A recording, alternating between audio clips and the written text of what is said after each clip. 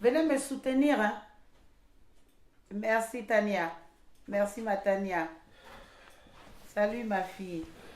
Venez me soutenir. Je suis Ok. avec une télé sœur, une télé malienne du nom de Mali Djigui. Donc voilà. Allez-y sur Mali Djigui. Voilà, C'est tout. rapproche-toi. D'accord. Voilà, c'est Bonjour. le journaliste qui me reçoit. Donc vas-y, hein, Ok. tu dis ton... Je suis Abdoulaye Ba. Puis coïncidence, ma soeur s'appelle Maëli Ba. Voilà. Donc, c'est la grande famille africaine qui est réunie ce matin sur la page Mali Djigui, une fois de plus encore.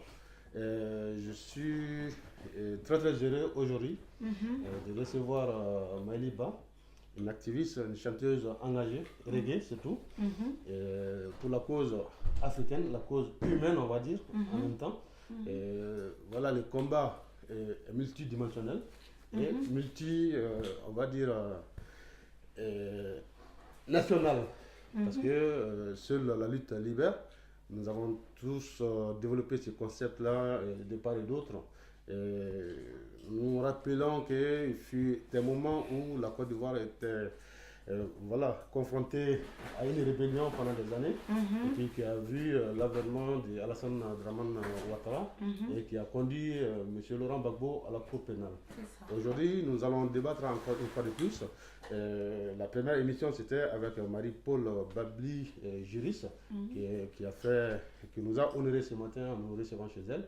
Et puis en compagnie de notre cher ami François Wasser-Vogel, que nous saluons de passage. Maëli, Oui. Bonjour. Bienvenue sur le plateau de Mali Djigui.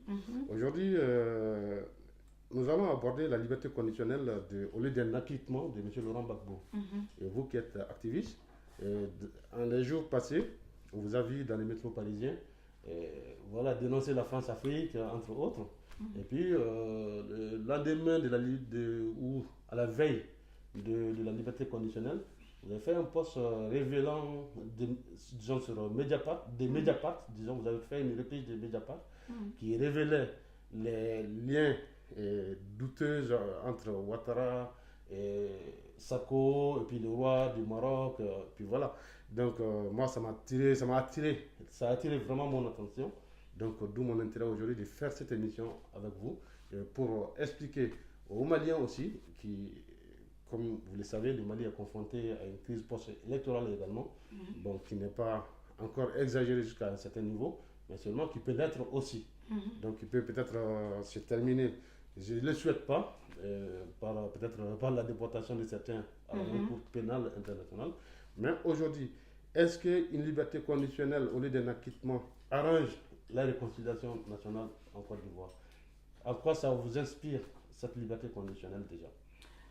Merci beaucoup, Monsieur Ba. En effet, je suis Maëli Ba, artiste chanteuse engagée de Côte d'Ivoire et panafricaine désormais. Panafricaine qui parle du combat panafricain. Donc, en ce qui concerne l'acquittement du président Laurent Gbagbo et du ministre Charles Blé Goudé, je ne dirais pas que c'est une victoire comme on l'attendait de la justice, mais je ne vais pas parler du volet juridique. Pour moi personnellement, les savoir ne plus dormir dans une cellule à cet âge-là, et surtout qu'il a été déclaré en quelque sorte non coupable. S'il y a acquittement, c'est qu'il est non coupable. Tout à fait. Voilà, donc le savoir ne pas dormir, ne plus dormir dans une cellule, moi personnellement ça m'apaise, ça me met à l'aise. Déjà, ça c'est une première victoire. Voilà, c'est une première victoire. De ne plus les savoir embastiller, c'est une première victoire. Et dans le sens de la réconciliation, vous verrez que le langage de certains pour Gbagbo, comme on nous appelle désormais, a commencé à se ramollir, à s'adoucir. Parce que dans tous les cas, on sera obligé d'aller à une réconciliation. C'est pas qu'on refusait la réconciliation, mais on avait posé des préalables qui étaient la réclamation de la libération, hein, on réclamait la libération de tous les prisonniers dits politiques. À commencer par le président Laurent Gbagbo, le ministre Charles Blé Goudé, maman Simone Eivé, et tous ces ministres généraux qui étaient emprisonnés. On veut bien aller à la réconciliation, mais pas sans eux. Donc, le fait qu'ils ne soient plus aujourd'hui à la prison de Scheveningen, moi, ça me conforte un peu. Voilà. D'accord. Vous parlez tout à l'heure de réconciliation nationale. Nous savons qu'effectivement, il y a les autorités ivoiriennes, il y a eu une loi d'amnistie générale qui a été votée par votre Assemblée nationale, si je ne me trompe pas. Et en faveur de cette loi, on a vu des exilés ivoiriens qui étaient au Ghana, dont certains anciens ministres du président Laurent Gbagbo, revenir au Bercail. Mais bon, maintenant, Gbagbo est assigné, on va dire, à résidence à Bruxelles. Est-ce que cela arrange en réalité la réconciliation nationale? Pourquoi ils n'ont pas permis d'aller en Côte d'Ivoire, où il y a quelque chose là qui cache un peu la forêt? Bon, je te remercie. Comme je le disais tantôt, d'entrée de jeu déjà, qu'il y a des questions qui sont d'ordre juridique. Oui, Marie-Paul, voilà, le plaisir de les répondre tout à l'heure. Je signale d'ailleurs au passage que l'émission est en 2 volets. Il y a un premier volet qui concerne les volets politiques qui est traité par notre grande activiste Maëlie. Et puis il y a notre chère amie Marie qui sera là. Mais je parle du plan politique. Voilà. Par rapport déjà à cette mascarade, moi je vais appeler ça comme ça, appelée abusivement amnistie. De certains prisonniers, de 800 prisonniers disons, mais qui ne sont pas en réalité 800 prisonniers. Parce qu'il y en a même au jour d'aujourd'hui, il y en a qui ont été amnistiés, mais qui sont encore détenus à la prison, à la maison d'arrêt d'Abidjan, qui sont toujours... Qui ne sont pas en liberté réelle. Non, qui ne sont pas en liberté réelle. Et nous allons découvrir, comment nous allons savoir que les 800 prisonniers dont M. Alassane Ouattara a parlé là, les 800 prisonniers, c'est y compris aussi des chefs de guerre. Ces chefs de guerre à lui qui ont massacré des innocents. Ils font partie des 800. Et comme on l'a su, c'est lorsque nous nous étions rendus à la Fédération internationale des droits de l'homme à Paris pour manifester aussi contre nos sœurs qui sont maltraitées dans les pays arabes, que la personne qui nous a reçus nous a révélé que les 800 là, c'est pas seulement des pro-Gbagbo, mais il y avait aussi les chefs de guerre que M. Alassane, des forces nouvelles, qu'il a décidé d'amnistier. Donc les vrais prisonniers, ils sont encore là-bas. Il y en a qui sont encore là-bas. D'ailleurs, quand nous nous étions rendus, je salue au passage mon mari aussi activiste, combattant, avait dédié.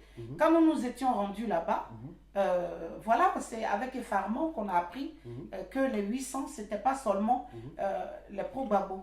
Et donc ils sont là-bas, que le petit carton noir aussi, pour qui j'ai une pensée, qu'il a rejoint au mois de novembre dernier. Donc c'est vrai, ça aurait été meilleur, ça aurait été bien si ces 800 prisonniers avaient réellement été libérés, surtout les pro-Gbagbo. Ça pouvait quand même faire un grand pas, ça pouvait nous emmener à faire un grand pas vers la réconciliation. Parce que la Côte d'Ivoire comporte plus de 60 ethnies. Un jour ou l'autre, il va falloir qu'on s'asseye pour faire table rase de ce qui s'est passé et aller à la réconciliation, aller à la paix. Mais ce n'est pas sans ceux qui sont emprisonnés, sans raison, pour certains, juste parce qu'ils ont porté un t-shirt à l'effigie du président Laurent Gbagbo, qui sont aujourd'hui dans cette prison pendant bientôt 8 ans qu'ils sont là-bas. C'est vrai, les ministres, ils sont rentrés. Il y a certains ministres qui étaient déjà rentrés. Il y a certains à qui le gouvernement Ouattara avait demandé de rentrer, qui sont rentrés, qui se sont retrouvés en prison. qui se sont retrouvés en prison, comme le ministre Assou Adou, Lida Kwasi et tous ceux-là. Il leur avait dit, vous pouvez rentrer, on va travailler. Ils sont rentrés, ils se sont vus malmenés, torturés dans les prisons. Ils ont passé des années en prison avant de recouvrer la liberté, comme le ministre Hubert Oulaï, tout ça. Donc, c'est un semblant en fait. C'est ce qui est désolant dans l'histoire de ce monsieur-là. Donc, voilà ce que j'avais à dire. On n'est pas contre la réconciliation. Et en effet, les ministres, ils sont rentrés. Ils sont rentrés, on verra bien. Ils ont commencé... Pour l'instant, ils n'ont pas été inquiétés comme... Non, pour l'instant, non. Pour l'instant, non. Bon, moi, je suppose que de mon point de vue, si les ministres du président Laurent Gbagbo sont rentrés, je suppose que le président Gbagbo, il est en route. Moi, c'est ce que je dis. Parce que les juristes vont faire, les hommes de droit, les femmes de droit, sont à l'œuvre, ils vont faire le nécessaire pour que les conditions qui pèsent sur cette libération, qui est au point de départ un acquittement et qui est devenu une libération conditionnée là, ils vont s'arranger, ils vont faire le travail pour que les conditions soient levées. Parce que le président Laurent Gbagbo, le ministre Charles Blé Goudé sont des Ivoirois. Ils sont de la Côte d'Ivoire. Ils ont un pays, ils ont des villages. Ils savent d'où ils sortent. Ils n'ont pas besoin d'être pris, comment on appelle ça, dans un sac. On va les déposer en Belgique et sous condition. Ou bien le ministre Charles Blé Goudé est encore à l'hôtel, comme quelqu'un qui ne sait pas où aller. Ce ne sont pas des libellules.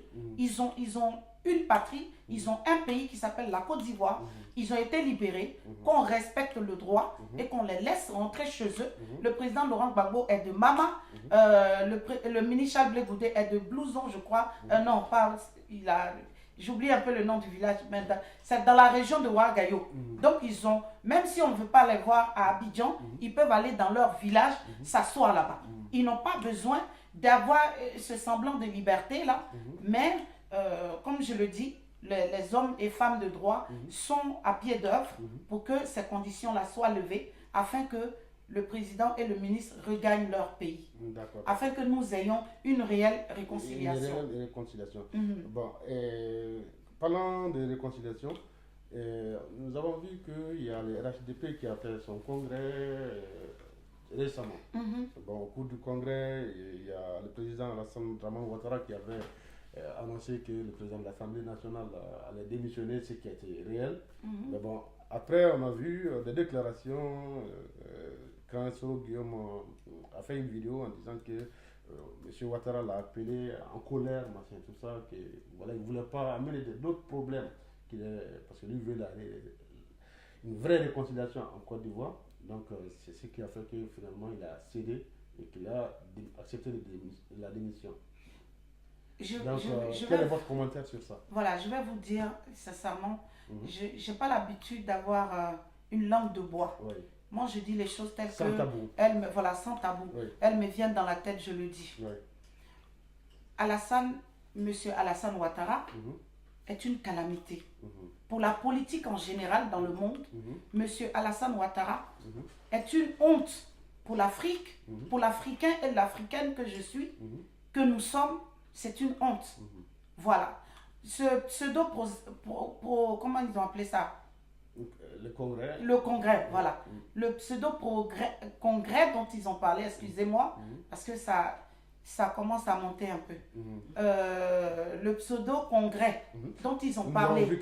C'est-à-dire ici, c'est des gens qui se réclament d'être des oufouettistes. Ils prennent le nom d'un porte-flambeau de la libération de la Côte d'Ivoire sous la colonisation et ils jouent avec. Et moi, je ne suis pas d'accord pour ça. Parce qu'on ne peut pas se réclamer d'être oufouettiste sans même inviter la femme, la veuve de ce monsieur-là dont il porte le nom. La femme d'Houphouët-Boigny n'était point invitée, elle n'était point présente à cette mascarade qu'ils ont appelée Congo. Bédié a pris sa distance aussi. Voilà, Madame Thérèse Houphouët-Boigny, ni elle, ni l'un des enfants du président Houphouët-Boigny n'était invité, n'était présent. à ce congrès. Tout simplement, ils ne sont pas d'accord avec l'idéologie. Voilà, mais c'est que... La nouvelle idéologie oufouettiste, on va dire. Ce n'est pas... Il ne devait même pas utiliser le nom oufouettiste. Ouattara, il a un nom. Pourquoi il n'utilise pas son nom? Ou bien il pense que c'est une imposture. Il ne peut pas penser que les Ivoiriens sont des idiots à tel point que on va feindre de ne pas voir ce qui se passe. Ce monsieur est un usurpateur et il a continué à se comporter comme ça. On ne peut pas se réclamer d'être oufouettiste et de ne pas avoir même un seul membre de la famille Houphouët-Boigny à ce congrès. Maintenant, la deuxième question, de savoir... De toutes les façons, le président Henri Konan Bédié du PDCI a commencé, qui est le parti, le premier parti de Côte d'Ivoire, et le parti du président Houphouët-Boigny n'était point présent à ce congrès-là. Donc, ils parlent de quoi, eux? Ils parlent de quoi quand ils disent qu'ils sont le congrès des oufouettistes? Ils n'étaient pas présents. L'ex-président de l'Assemblée nationale, M. Soro Guillaume, n'était point présent non plus. Il était en déplacement. Et... je ne pense pas qu'il s'est fait représenter à ce congrès-là. Donc, il y a un sérieux souci au niveau même des gouvernants actuels de la Côte d'Ivoire. Dans sa vidéo, donc, il a annoncé... Il a dit que il a accepté de démissionner pour ne pas aller au bras de fer. Mais c'est qu'il n'y a que le bras de fer que M. Ouattara comprenne. Il ne comprend rien. Ce qu'on appelle la paix, la soumission, la tranquillité, la réconciliation, l'entente, il ne connaît pas ça. Il ne connaît pas ça. Donc, un président de la République qui vient balancer un truc aussi important comme ça dans une interview, on ne l'a jamais vu comme ça. On ne l'avait jamais vu comme ça. Oui, monsieur Soro, il va démissionner. Mais ce n'est pas à lui de l'annoncer comme ça. Il va démissionner en février. Monsieur Soro va démissionner en février. Mais ce n'est pas comme ça. Ce n'est pas faire de la politique, ça. Moi, je n'appelle pas ça faire de la politique. Ce monsieur devait aller... Non, lui, c'est... Je ne sais pas, c'est comme monsieur Soro l'a dit, c'est comment dire ça? C'est le bras de fer avec lui. Mais ce n'est pas ça, gouverner. Ce n'est pas ça, présider à la destinée d'un pays comme la Côte d'Ivoire, qui pèse aussi lourd comment on dit ça, en Afrique de l'Ouest, qui pèse aussi lourd. On ne peut pas diriger un pays comme ça. On ne peut pas. Et M. Dramane Ouattara, c'est comme ça qu'il procède. Et donc, moi, j'ai lu là, ça et là. Parce que comme je n'ai pas eu trop le temps ces derniers jours, je ne me suis pas vraiment concentrée sur ce qui s'est réellement passé. Mais je sais que M. Soro Guillaume a rendu sa démission de la présidence. Nous savons aussi que Soro prône aussi la réconciliation. Parce que dans l'histoire, ça c'est très très intéressant. Parce que j'ai appris ça hier ou quelque chose comme ça, que Soro a été même rendre visite à Laurent Gbagbo à La Haye une fois. Non, il n'a jamais été là-bas. Donc c'est des rumeurs. Il avait voulu, mais bon, il n'a jamais été reçu là-bas. D'accord, c'est Gbagbo qui n'a pas voulu ou... Je suis pas très bien placée pour savoir. Parce que bon, il y a le secret des choses en fait. On va pas prendre les bruits de couloir pour dans une interview aussi importante. En tout cas, Soro aussi prône la réconciliation nationale, la vraie réconciliation nationale. Or, dans la crise ivoirienne, il a été un des acteurs majeurs. Bien sûr. Il était le chef des rebelles. Il ne faut pas prôner la réconciliation pour la prôner. Il a posé des actes concrets. Non.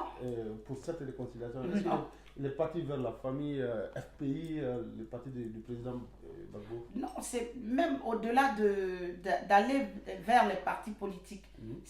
Il faut aller vers le peuple. Il faut s'adresser au peuple. C'est ce que j'ai déjà dit. Voilà, c'est ce que j'avais déjà dit.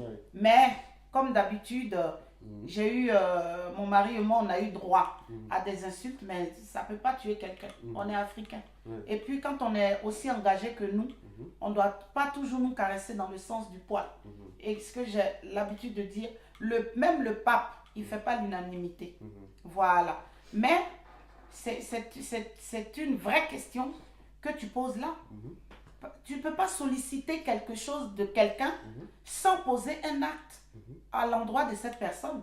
Comme tu l'as dit, Il était l'un des acteurs majeurs à la tête même de la rébellion, qui était fier de se réclamer d'être rebelle.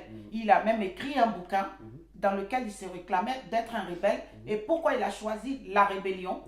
On a vu ce que ces hommes ont fait avec son MPIGO, que je ne sais plus comment ils appellent, tout leur groupe je vais dire des groupes terroristes, parce que ça va au-delà de la rébellion. La rébellion, tu n'es pas content, tu te rebelles. Mais quand on te donne ce que tu cherches, tu te calmes. Mais eux, ils sont allés au-delà. C'est-à-dire au-delà sur le terrorisme.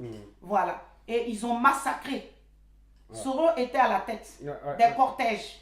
Ils ont massacré. Il y a eu le massacre de Diokwe. Voilà, de Diokwe. Les gens ne sont pas prêts d'oublier ça. Il n'a pas encore eu un langage. Un langage apaisant. Un langage qui appelle au pardon. Parce que c'est ceux-là qui doivent lui accorder son pardon. Le pardon. C'est pas à lui de dire je vous offre mon pardon. Ce n'est pas à lui d'offrir le pardon. Il y a des gens, il y a des familles qui ont été décimées. Quand on essaye de parler, on dit non, oubliez, c'est le passé. Non, c'est pas le passé. C'est une plaie béante, purulente, qui est encore là, qui n'est pas cicatrisée. Donc on ne peut pas regarder Soro en sauveteur, en Django qui arrive, qui va, comment on dit ça, en Zorro, qui va faire le Z pour sauver la patrie. Je suis désolée. Quand il a démissionné, il a tweeté. Et, je le cite, il dit j'ai laissé le tabouret, je vais chercher la fauteuil. Il va chercher le fauteuil. Au fauteuil présidentiel. Il va chercher son fauteuil tout seul. Votre sentiment sur voilà, ça, parce que nous... Le peuple le suit ou pas? Non, le peuple, je ne crois pas. Enfin, moi déjà, de mon côté, et ceux qui me suivent, et ceux avec lesquels je combats dans cette lutte-là, je suis sûr, on est tous sur la même longueur d'onde. Il a eu l'occasion de saisir la perche. Quand il s'était rendu, je parle bien de M. Soro, à Bruxelles, et je pense que c'était l'année dernière. Et c'est un groupe de ouais, de la région, de Diokwe et autres, qui l'ont reçu. Et il y a un monsieur qui a posé un préalable. Il dit oui, monsieur le président de l'Assemblée, on veut bien aller à la réconciliation, mais nous vous demandons, parce que c'est à l'Assemblée nationale, les lois sont votées. Votez une loi pour qu'on nous rende nos forêts, nos villages, nos campements, nos villes. Mais ce que monsieur Kibafori Soro a répondu à ce monsieur, mais c'est blessant. Il a dit, et la vidéo circule encore. La vidéo, on est aujourd'hui à l'heure de l'Internet. Il a répondu au monsieur qui a parlé sagement, poliment. Il lui a répondu, quand on est couché à Bruxelles, qu'on a mangé, on est rassasié, c'est ce genre de propos qu'on doit tenir. Mais un président de l'Assemblée nationale qui s'exprime comme ça, c'est arrogant. Il est plein d'orgueil. Et moi, je le dis. Maintenant, ceux qui le suivent, qui m'insultent, ils peuvent toujours continuer si ça leur fait plaisir. Ils peuvent toujours continuer. Mais moi, je suis je suis de la région de Diokwe, de Bangolo. Il y a eu des tueries en Côte d'Ivoire. Mais ce qu'il y a eu dans l'Ouest, c'est nulle part ailleurs en Côte d'Ivoire. Donc, en étant fille de cette région-là, je n'ai pas encore digéré la douleur que Soro Guillaume m'a infligée. Je ne l'ai pas encore digérée. Voilà. Donc, c'est pour ça, s'il doit aller chercher son fauteuil dans les urnes, ça sera sans moi. Voilà. Donc, c'est des Diokwe n'ont pas oublié, ne sont pas faits. Non, pas sans pardon. Sans justice, voilà. Même pas pardon, sans justice. Elle ne se négocie pas. Voilà. La réconciliation ne peut pas se faire sans justice. Non. Il faut que les Ivoiriens s'asseyent au fait. Sans justice, il ne peut pas avoir de réconciliation. Parce que ceux qui ont posé les actes, doivent être jugés. Il y a deux camps. C'est deux personnes qui se bagarrent. Ce n'est pas une personne. On ne peut pas prendre un camp. On ne peut pas prendre un camp, l'enfermer, le museler, le martyriser et laisser l'autre camp qui se balade en deux avions. C'est pas possible. Non. Voilà. Donc, voilà ce que j'avais à dire à cet effet-là. Leur congrès de RHDP qui est devenu parti politique alors que c'était un collectif. Moi, tout ça, franchement, c'est de la poudre de perlimpinpin dans les yeux, comme j'aime à le dire. Voilà. D'accord. Ma dernière question, ça concernera les FPI du président Gbagbo. Pensez-vous que nous savons qu'il y a Afik Guessan voilà, il y a une dissidence, on va dire, au sein du FPI. Il n'y a pas de dissidence au sein du FPI. Le FPI est comme un enfant que le président Laurent Gbagbo a porté en son sein, qu'il a mis au monde. Non, j'y viens. Qu'il a mis au monde. C'est son truc à lui. C'est sa création. C'est son bébé. C'est son bébé à lui.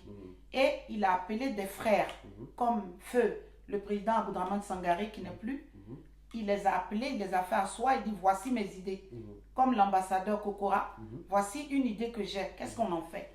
Aujourd'hui, c'est devenu le parti d'opposition le plus crédible en Côte d'Ivoire. Et donc, tous ceux qui sont passés à la tête ou qui sont les dignitaires du FPI savent que le FPI a un père qui s'appelle Laurent Gbagbo. Même sa femme, Maman Simone, que je salue au passage, ne parle qu'au nom du président Laurent Gbagbo. Si le président Laurent Gbagbo désigne quelqu'un qui dit que c'est lui, comme je suis embastillé, c'est cette personne qui va conduire le groupe à nous. Il n'a pas demandé à Afik Guessan. Il a choisi quelqu'un. Donc quand les gens disent qu'il y a une dissidence au sein du FPI, on regarde le FPI dont le président Laurent Gbagbo parle, à la tête duquel aujourd'hui se trouve Madame Simone Eivée Gbagbo, la députée l'honorable Simone Eivée Gbagbo, en attendant que le président du FPI, qui est le président Laurent Gbagbo lui-même, après le congrès de Mama et celui de Mossou qu'il a conduit, et donc voilà quoi, ils ont le FPI, il n'y a qu'un seul FPI. D'accord. Et donc, il va repartir certainement à la reconquête du pouvoir. Qui va être candidat en 2020. C'est ce qu'on souhaite. D'accord. Parlant de 2020, ou parlant de reconquête du pouvoir, nous savions que sur RFI, le président Alassane Dramane Ouattara n'a pas écarté la possibilité de se présenter. Il a dit, enfin, j'ai pas vu. Il dit que la Constitution lui permet. D'accord. Il sera lapidé, ce monsieur. D'accord, qu'en pensez-vous? Il sera lapidé. Mais je rappelle au passage que les auditeurs, les gens qui nous suivent, peuvent appeler au 07 53 26 79 43. Je répète, 07 53 26 79 43. Donc, si vous avez des questions à poser à notre chef, bientôt, ce sera la fin, bien sûr, de l'émission. Mais avant ça, nous donnons la priorité aux gens qui nous suivent sur ta page et sur Monidjigui également. Alors, le numéro, c'est 07 53 26 79 43 pour ceux qui veulent appeler. Donc, voilà. Ok. Donc, que pensez-vous de la possibilité que la Constitution, il dit que la Constitution... Mais c'est sa Constitution à lui. Déjà, un président de la République n'a pas le droit, enfin, moi je n'ai jamais vu par lui. Voté par l'Assemblée nationale. Voilà, mais ce jour-là, M. Ouattara et sa femme Dominique Nouvian, Ouattara, étaient assis dans l'hémicycle. C'est du jamais vu dans ce monde. Le président de la République qui va s'asseoir à l'Assemblée nationale pour attendre que sa nouvelle constitution, son nouveau bébé, soit accepté. C'est du jamais vu. Eux, ils sont partis là-bas. Donc, c'est tout à fait normal qu'elle soit taillée à sa mesure. Mais ce n'est pas la loi, ce n'est pas une constitution, ça. Lui-même, il le sait. C'est pour ça qu'il fait un peu l'autruche, on va dire. Il se cache derrière quelque chose, je ne sais pas, avant d'annoncer publiquement qu'il veut se représenter. Moi, je ne sais pas trop comment ça va se passer. Ce qui m'intéresse, moi, que va faire le FPI en 2020? Parce que pour que le FPI y aille, il va falloir, comment dire ça, revoir la composition de la commission électorale indépendante de la CEI. Donc il va falloir revoir ça. Ce sont des préalables qu'ils ont déposés. Qui est décliné aussi. Oui, mais elle est composée complètement des gardes de Dramane Ouattara. Une bonne partie de la société civile également. Je cite de passage une certaine Babli, c'est pas notre mari, qui est à la tête d'une organisation de la société civile. Je l'ai entendu sur BBC l'autre jour, dire que cette CI n'est pas représentative de l'ensemble de l'échiquier politique ivoirienne. Donc, je le cite mot pour mot, quoi. Donc, de l'autre côté, on a vu également le président Ouattara dire qu'il n'avait pas rencontré Ocampo, l'ancien de la CPI, et puis voilà, le RFI l'a démenti, disons, a démontré les mensonges d'État. Bon, ce qui est rare de la part de ces médias quand même, qui œuvrent pour les intérêts français. Et puis voilà. Donc, que pensez-vous parce qu'il y a eu des photos, il y a eu des trucs qui ont été de la rencontre Ouattara-Ocampo. Ouattara, je ne sais pas. En plus, c'est un grand-père. On ne peut pas mentir comme ça. Et on ne peut pas être président de la République avec des traces comme ça, en vidéo, en écrit, et puis continuer à l'heure du numérique, continuer à mentir. J'ai bien envie de croire que peut-être c'est pas lui, c'est son sosie. Sinon, c'est pas possible qu'on puisse mentir honteusement de la sorte en tant que président d'une république. Moi, je ne comprends pas. Parce qu'il ne peut pas dire qu'il ne l'a pas vu. Parce que justement, tout à l'heure, tu as mentionné Mediapart. Mediapart a sorti des mails qu'il aurait échangés avec deux autorités françaises qui sont aujourd'hui, ils étaient ambassadeurs. Ils étaient ambassadeurs. Une femme, j'ai oublié, il y a Hélène dans son nom, et il y a un autre aussi, qui sont devenus aujourd'hui, qui ont été nommés au Quai d'Orsay, après l'expédition du président Laurent Gbagbo, après la chute de son pouvoir par M. Nicolas Sarkozy et ses bombes, lorsque le président Laurent Gbagbo a été renversé, ces deux personnalités françaises-là ont été nommées au Quai d'Orsay. Donc, ces mails, ils ont eu une promotion. Donc, les échanges entre Ocampo et Ouattara sont sortis dans Mediapart. Entre Ouattara et ses personnalités, entre Ocampo et ses personnalités, tout était sorti par Mediapart. Nous avons tiré même ces mails et nous avons été manifestés devant BFM pour dire que c'est le même média qui avait sorti des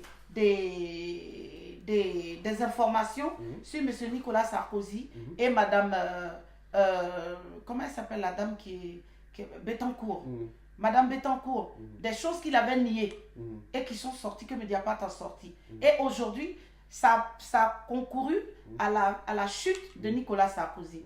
Alors pourquoi le 2 poids 2 mesures? C'est le même média qui a sorti aussi ce qui s'est passé entre Ocampo, Ouattara, ces autorités françaises là et autres. Et les Marocains. Et les Marocains, merci, j'allais oublier.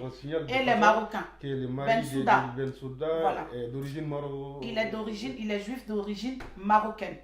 Donc, qui a beaucoup de gros intérêts en Côte d'Ivoire. Donc si l'affaire est vraiment. Mediapart a sorti ça. C'est une histoire de gros sous, quoi, en fait. C'est un conflit d'intérêts. Ce qui se passe en Côte d'Ivoire, c'est un gros conflit d'intérêts. Donc, ils vont sortir ça. Pourquoi maintenant on vous montre le plan commun contre Laurent Gbagbo et vous ne voulez pas parler de ça? Nous sommes allés manifester devant BFM à Paris. Et donc, c'est le même média là. Le BFM, bon, on sait pour qui roule BFM. Pour qui roule. C'est pas sorcier, c'est pas sorcier.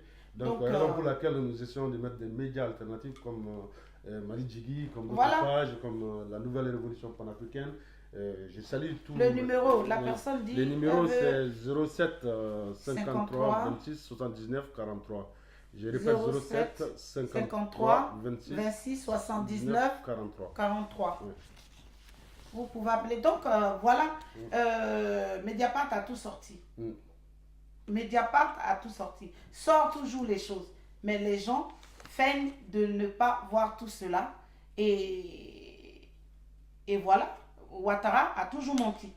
Il a menti sur son CV. Excusez-moi, mais il a menti sur son CV. Il a menti sur...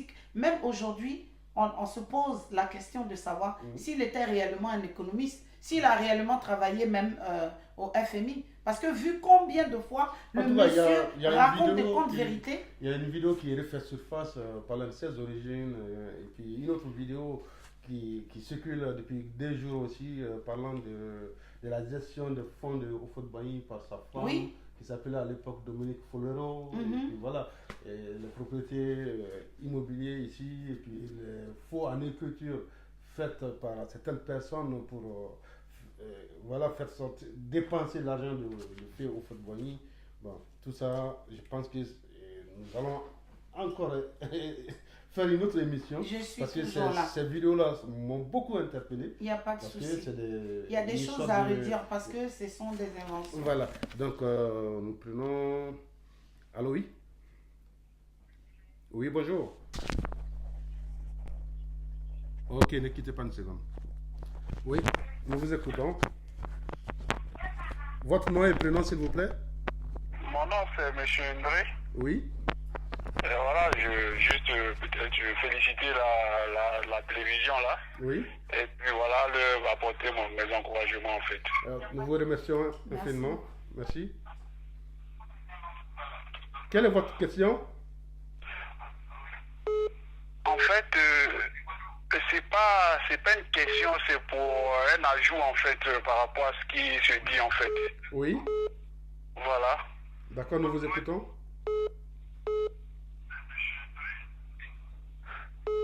Ok. Donc voilà, c'était pour dire ceci. Oui. En fait, souvent quand les gens parlent, ils disent, comme vous avez référencé tout à l'heure, oui. RFI a dit ceci, RFI n'a pas dit cela. Oui. Il faut dire aux Africains, tu vois, c'est ça qui est un peu dommage. Oui. On ne peut pas combattre quelque chose et vouloir quelque chose au contraire. Oui. C'est pour ça, justement, quand vous créez ces médias, nous, on va prendre pour référence ces médias-là. Oui. Et c'est les Occidentaux, là, ils devront venir prendre des informations sur nos médias. Nous, on n'a pas à aller prendre une information sur RFI parce qu'on considère que c'est des médias poubelles. Donc, c'est à ces médias-là de venir sur nos réseaux pour prendre des informations. On n'a pas à dire, voilà, RFI a dit ça, et demain, quand RFI va sortir une information qui ne va pas peut-être nous plaire, RFI, c'est pas bien, RFI, c'est pas bon, RFI, c'est pas ça. Non. Créons des médias, prenons-nous au sérieux, faisons des choses sérieuses, et demain, on va combattre parce que c'est des médias vieux. Tout à fait, c'est la raison pour laquelle nous essayons de trouver des alternatives à ces médias-là, au fait, qui viennent du néocolonialisme en réalité. Mais bien sûr, vous voyez aujourd'hui le conflit ici en France des Gilets jaunes. Pourquoi ils n'arrivent pas à canaliser ça? Parce qu'il y a les réseaux sociaux. Sinon, c'est des choses, ils allaient gérer. Ils allaient dire non, c'est des milliers de gens, c'est des marginaux qui marchent, et puis voilà. Et puis voilà, vite fait, et puis voilà, c'est bouclé. Aujourd'hui, à cause de ces réseaux sociaux, ils peuvent pas. Donc, ne prenez pas pour référence RFI, ne prenez pas pour référence BFM TV, ne prenez pas pour référence France 24. C'est des médias poubelles. Il faut les appeler tels qu'ils sont. C'est des médias poubelles et on fait des médias. Et voilà, c'est tout. On n'a pas d'informations à prendre sur RFI. On n'a aucune information à prendre sur RFI. Crédit-vous pas, celui qui veut prendre ces informations sur RFI, il va sur RFI. Voilà, quand on fait une émission, c'est vous maintenant les médias. Les gens vont venir vers vous et RFI viendra prendre les informations avec vous. Monsieur. C'est pas à vous d'aller vers eux. Au fait, on a cité RFI. Comme le monsieur il a fait sa déclaration sur des médias français, on est obligé de citer la source de nos informations en fait. Bien sûr, il faut citer la source, ce qui est important. Mais ne dites pas que RFI a pris ça pour venir saluer tel ou RFI parle bien de tel ou tel. On n'a jamais dit ça, monsieur. Allô? Non, c'est pas ça, c'est pas ce que vous avez dit. Je dis, par exemple, RFI dit, par exemple, que voilà, Ouattara a vu M. Ocampo plusieurs fois. Ça a été dit par RFI. Justement, il faut pas prendre ça pour eux. Il y a des Africains qui sont allés sortir des images. C'est pas RFI qui a sorti ça. Il y a des Africains qui sont allés sortir des images pour contrarier, pour dire que voilà, comment dire ça, M. Ocampo a été vu à plusieurs fois avec M. Ouattara. Nous, on n'a pas besoin d'un RFI pour ça. Voilà. On n'a pas besoin d'un RFI pour ça. Allô, monsieur? Oui. Oui, bonjour. Bonjour, madame. Oui, voilà. On n'est pas en train de faire l'apologie de ces médias poubelles dont vous parlez. Mais étant donné que c'est eux qui l'ont reçu, c'est sur leur chaîne que M. Ouattara est passé pour dire ce qu'il a dit. Et c'est les mêmes médias qui reviennent pour ressortir le côté mensonger de la chose. C'est pour ça que ce média a été cité. Ce n'est pas pour faire son apologie. Et quand moi je parle de BFM par exemple, on est allé manifester devant BFM après la publication des mails échangés entre M. Ouattara, M. Ocampo, M. Bensouda et j'en passe, et ses autorités françaises. On est parti devant BFM, j'ai cité BFM, ce n'est pas parce que je veux faire l'apologie de BFM, mais nous y étions allés pour leur dire, vous qui aimez tant divulguer des supposées informations, vous avez divulgué les mails qui ont été échangés entre Mme Bettencourt et M. Nicolas Sarkozy. Pourquoi cette fois-ci là, en ce qui concerne le cas Gbagbo, vous ne parlez plus, vous devenez muet à cet effet, au sujet de ces mails qui ont été échangés. Voilà, c'est tout. C'est pour ça qu'on les a cités. On est obligé de dire que c'est par là-bas, c'est passé. Ce n'est pas une question, ce n'est pas une façon de dire que nous y croyons. Justement, c'est pour ça des jeunes frères africains aujourd'hui, des Africains essayent de créer leurs médias. Donc, monsieur, nous allons, il y a beaucoup de personnes qui attendent derrière la ligne. Tous mes encouragements aux médias et puis à madame, et puis voilà quoi. Ok, merci beaucoup. Merci. Allô, oui? Alors, bonjour. Oui, bonjour. En fait, c'est pour l'émission. Oui, votre nom et prénom, s'il vous plaît? Je m'appelle Sylvain, Anima Sylvain. Enchanté. Enchanté. Oui. Bon, je voulais savoir juste, le fait Alassane dit que tout est bouclé, oui, comme il le dit partout, je voulais vraiment savoir, l'élection par parrainage comme actuellement qu'il a placé, oui, comment on va faire sur l'élection par parrainage? D'accord. Jusque-là, notre père n'est pas encore venu, Babo il n'est pas encore là, et jusque-là, le RPI, jusque-là, on ne voit pas de candidat, et jusque-là, on ne sait pas quoi faire. D'accord. On ne sait pas quoi faire. Et comment on va faire avec son histoire de parrainage qu'il vient de mettre là? La question s'adresse à Marie, disons à Maëlie. Oui, à la maman. Okay. Je réponds parce que vraiment ça me fatigue ça. Merci beaucoup. Merci pour ta question. Bon, moi je vais répondre rapidement parce qu'il y a beaucoup de personnes qui appellent. Ce que je vais dire. Ce qu'on va faire, comme il y a beaucoup d'appels, on va noter votre question. Okay. On prend une autre personne qui essaie depuis un certain temps. Okay. Et puis après, elle fera... Je réponds à tout ça. Elle répondra. Ok. On est là pour ça. Merci. Ciao.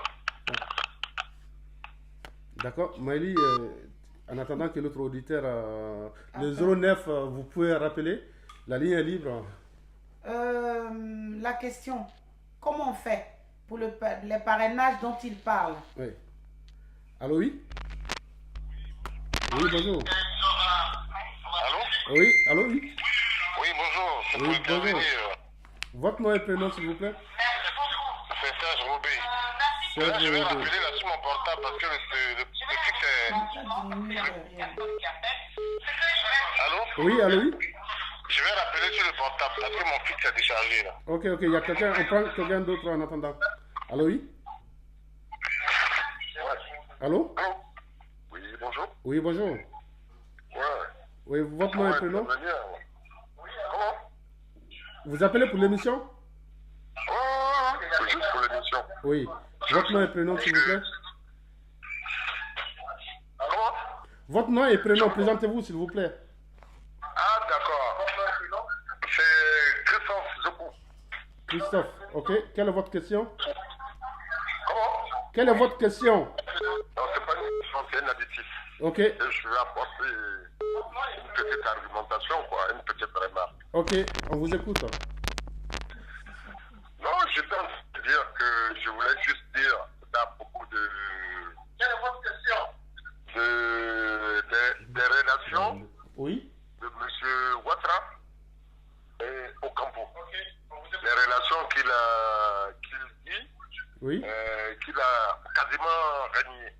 oui, Je voulais simplement dire que cet homme-là, oui, enfin, ce monsieur, je n'ai pas fait très attention oui, parce que moi j'ai vu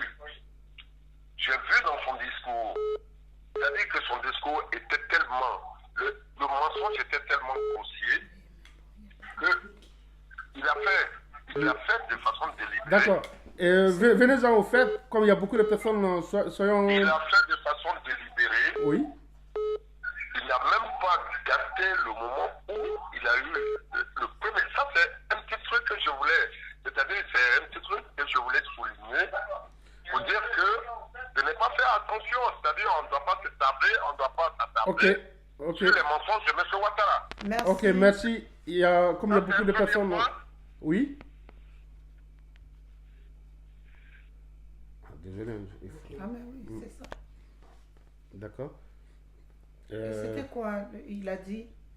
Quand M. Ouattara dit que c'est. Et quand ils disent que c'est bouclé. Oui. Et que la question de parrainage, étant donné que M. Gbagbo n'est pas encore rentré, comment faire? C'était la question de Serge, je pense. Oui. Que répondez-vous à cela? Oui, mais. C'est pour ça que je dis ils sont tous sauf des politiciens. C'est monsieur du RHDP. C'est ce soi-disant parti au pouvoir. Oui. C'est-à-dire, ils ont des expressions, ils ont une manière de se comporter, de parler, en tant que... Ils sont tous sauf des politiciens. Voilà. Et quand un ministre d'État, un ministre avec un gros portefeuille comme ça, comme Ahmed Bakayoko se met dans une manifestation banale et qu'il dit que c'est bouclé. Allô? Oui? Allô, oui? Oui, bonjour, c'est Serge Robé, je veux parler à Maïliba. Ok, oui. Elle vous écoute. Oui, bonjour Maïli. Oui, bonjour Serge.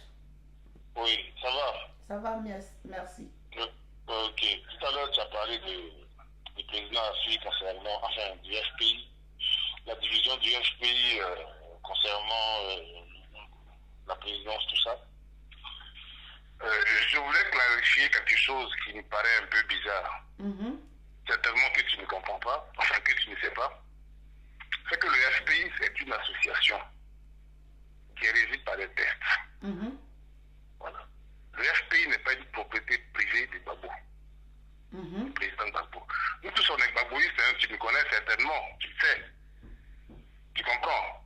Voilà. Aujourd'hui, Gbagbo a rendu, depuis sa présidence, Gbagbo a rendu sa démission lorsqu'il était président de la République. Il a rendu sa démission au FPI. Donc il n'est plus. Je suis désolée, Serge, oui. Je vais t'arrêter tout de suite. Voilà. Quand tu commences même par dire déjà que peut-être que je ne connais pas les tests du FPI, je suis désolée. Je suis tout sauf une ignorante, comme tu peux peut-être le penser. Je suis désolée que tu dises que le président Laurent Gbagbo, dès l'instant où il a été président de la République, il n'est plus dans le FPI. Je suis désolée. Qu'est-ce que tu fais? Non. Écoute-moi bien. Écoute-moi bien.